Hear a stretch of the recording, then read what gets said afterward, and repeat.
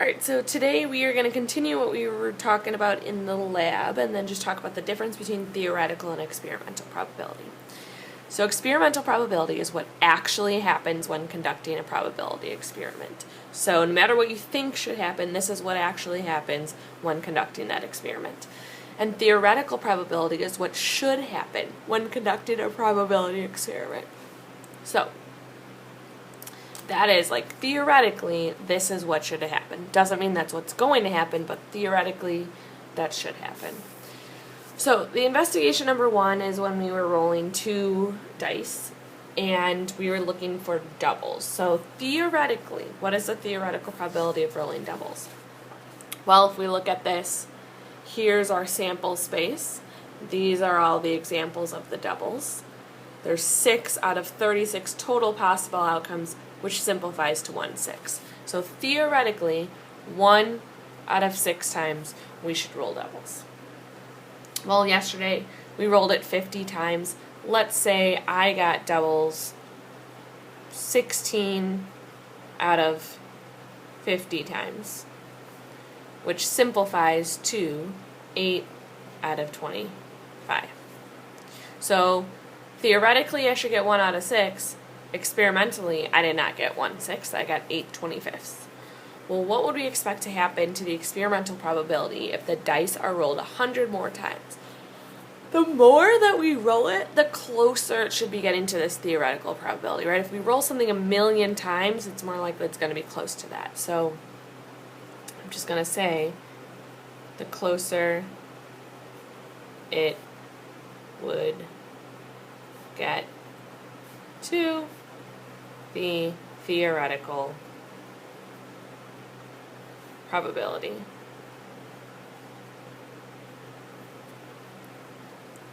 So let's look at investigation number 2.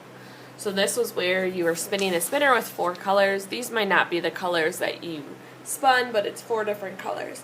So theoretically speaking, if the spinner slid up equally, what's the probability of getting green? Should be 1 out of 4. Blue should be 1 out of 4. Red should be 1 out of 4. And yellow should be 1 out of 4. So split evenly amongst those 4 colors. Experimentally, obviously, it could be different. So let's say I got green 5 out of the 40 times I spun, which simplifies to 1/8. Let's say I got blue 15 out of 40 times spun, which simplifies to 3/8.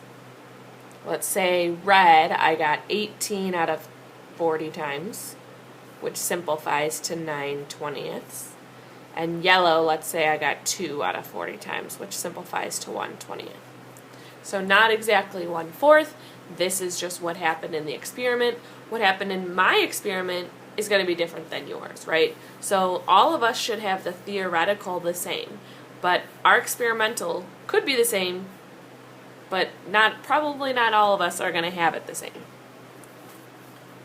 What would you expect to happen to the experimental probability of spinning green as you increase the number of spins from 40 to 1,000? So, again, we would expect that it's going to get closer to the theoretical probability. So it would get closer to the theoretical probability. And maybe I'll say this time of 1/4. So now let's look at this in action, how we kind of do some problems related to this without running an experiment. So we're saying a standard dice is rolled 24 times and lands on 2 4 times and lands on 6 15 times. And the other numbers, the rest of them. What is the theoretical probability of rolling a 2? Well, there's 6 sides, 2 is one of those sides, so 1 out of 6, and it should be the same for the probability of rolling a 6. Experimentally for 2, well, 2, we landed on 4 times out of a total 24. So 4 out of 24, which simplifies, wow, that just so happened to be the theoretical probability, and sometimes that happens. Probability of 6. We landed that on 15 times out of 24, which simplifies. 15 divided by 3 is 5, 24 divided by 3 is 8. So the simplified experimental probability is 5/8. If the dice was rolled 6 more times and landed on 2 4 times and 6 1 time, find the experimental probability. So 2 things we have to consider. Not only is the amount of times that 2 was rolled increasing, but the amount of total rolls was increasing. So we landed on 2 4 more times. So initially had landed 4 times, plus 4 more is 8. Our initial total was 24, plus 6 more is 30. So 8 out of 30, which simplifies to 4/15.